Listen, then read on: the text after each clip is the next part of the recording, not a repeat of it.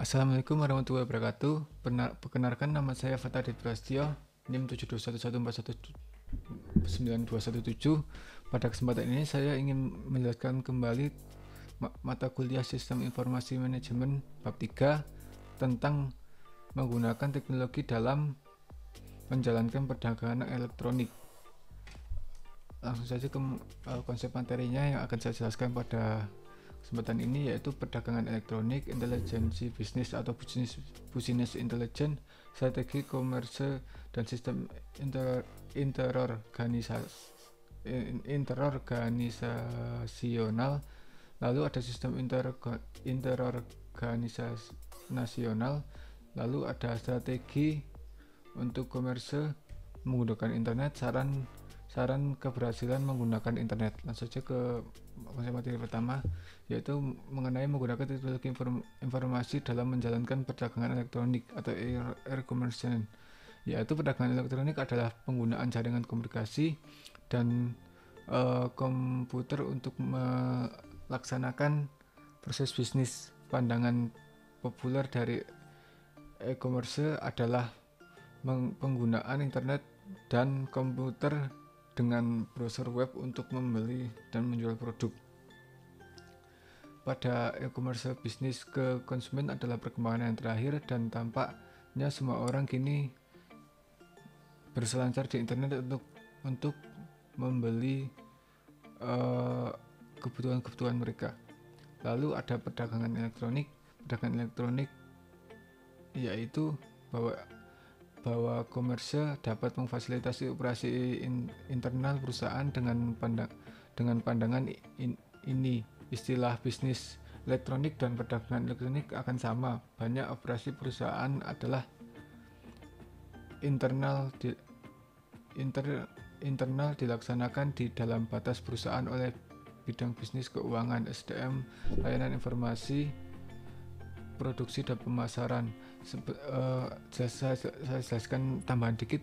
Perdagangan elektronik itu sebenarnya sama saja dengan perdagangan seperti biasanya, namun bedanya adalah perantaranya melalui internet dan biasanya lebih mudah untuk diakses karena sekarang pun penggunanya juga banyak.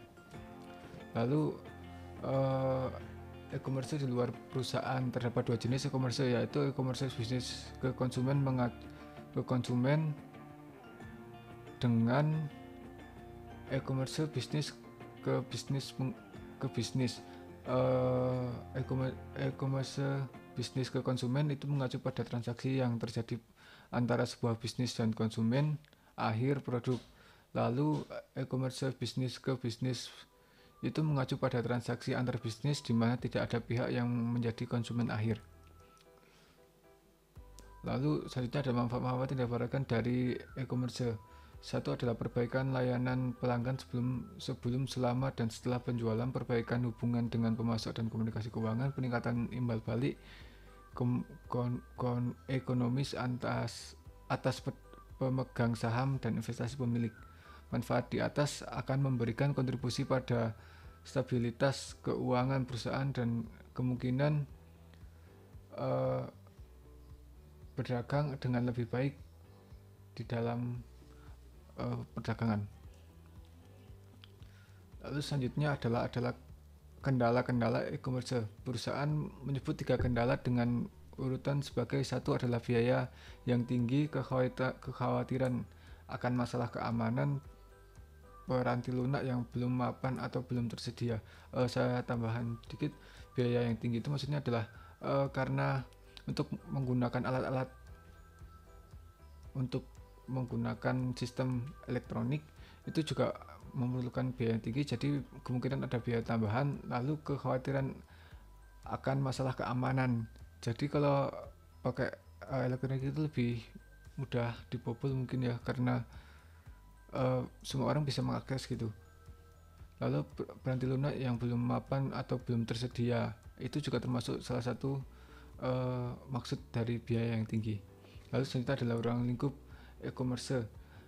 Etika Anda membaca bagian bahwa komersil bersifat dinamis dan ruang lingkup pengaruh dapat berubah dalam waktu hanya beberapa bulan. Lalu selanjutnya ada jalan menuju e-commerce.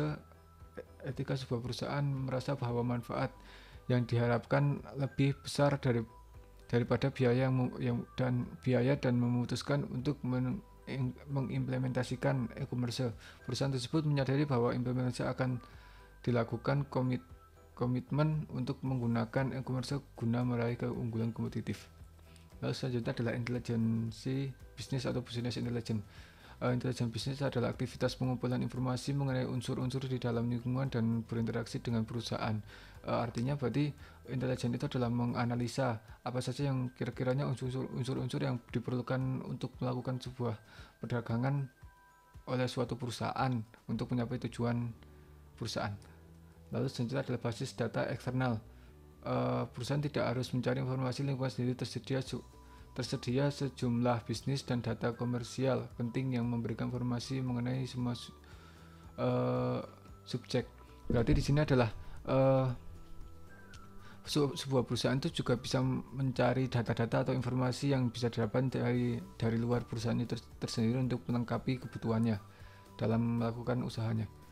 Lalu selanjutnya adalah mesin pencari. Suatu mesin pencari adalah suatu program komputer khusus yang menanyakan satu kata atau kelompok kata kepada pengguna untuk dicari. Program ini kemudian mencari isi situs web di internet untuk melihat apakah kata atau kata-kata tersebut ada di situs web tersebut. Sebagai contohnya adalah kemungkinan menggunakan mesin pencari untuk menemukan kesediaan kamar hotel. Mesin pencari itu berarti adalah mempermudah penggunanya untuk menemukan sekiranya informasi atau data yang ingin dicari tanpa harus melihat satu persatu ataupun mengurutkan data-data tersebut. Lalu ada strategi e-commerce sistem interorganisasional. Masalah dalam menentukan strategi e-commerce yang terbaik memiliki beberapa kemungkinan solusi. Namun strategi yang paling disebut adalah strategi di mana unsur-unsur yang ada dikaitkan dengan transmisi data elektronik. Sistem interorganisasional. E-commerce merupakan suatu hal yang fundamental bahwa basis data interorganisasional atau pertukaran sejumlah besar data secara cepat dan aman merupakan hal yang krisis untuk mendukung transaksi organisasi yang menggunakan teknologi informasi untuk bersaing. Manfaat iOS yaitu sekutu dagang dapat memasuki suatu kerja sama iOS dengan harapan dapat merealisasikan dua manfaat penting, yaitu adalah efisiensi komparatif dan kekuasaan penawaran. Efisiensi komparatif dengan yaitu para sekutu dagang dapat memproduksi barang dan jasa dengan tingkat efisiensi yang lebih tinggi dan selanjutnya memberikan barang dan jasa dengan biaya yang lebih rendah kepada para pelanggannya. Sedangkan kekuatan penawaran adalah kemampuan sebuah perusahaan untuk menyelesaikan perselisihan dengan para pemasok dan pelanggan demi keuntungan perusahaan itu sendiri disebut kekuatan penawaran. Selanjutnya adalah ada EDI. EDI terdiri atas data langsung komputer ke komputer dalam suatu format struktur yang dapat dibaca oleh mesin.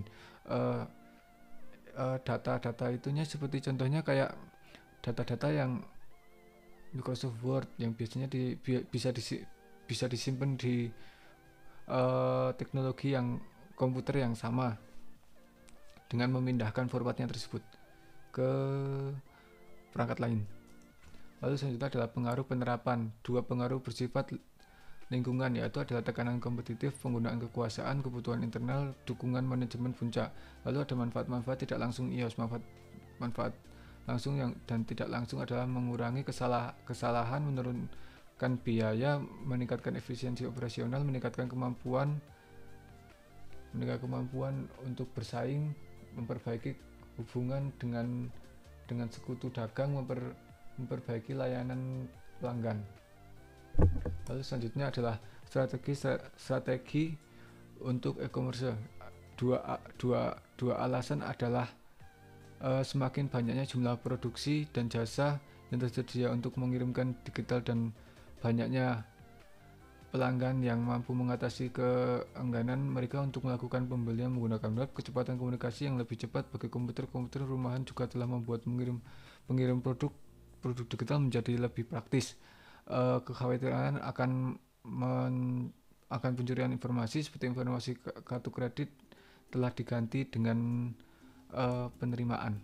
Lalu selanjutnya adalah penggunaan internet. E-commerce tidak akan mungkin terjadi tanpa adanya jaringan penghubungan pelanggan dengan organisasi. Awal mula internet dapat ditarik balik hingga tahun 1969 ketika pemerintah AS membuat suatu jaringan yang disebut ARPANET atau usaha yang diawali di tahun 1989 mengarah pada apa yang kita kenal hari ini sebagai World Wide Web. Lalu adalah saran-saran keberhasilan pengguna internet. Di antaranya adalah pastikan situs web Anda kuat, pastikan browser dan struktur basis data Anda fleksibel, menekankan isi, sering melakukan pembaruan atau update, melihat di luar pelanggan, tunjukkan isi pada kebutuhan spesifik pengguna, menjadikan internet intuitif, berada di lokasi web yang tepat, ciptakan rasa kebersamaan, carilah bantuan jika Anda membutuhkannya. Sekian, terima kasih dari saya. Apabila ada kata-kata yang kurang atau tidak tepat, saya mohon maaf yang sebesar-besarnya. Wassalamualaikum warahmatullahi wabarakatuh.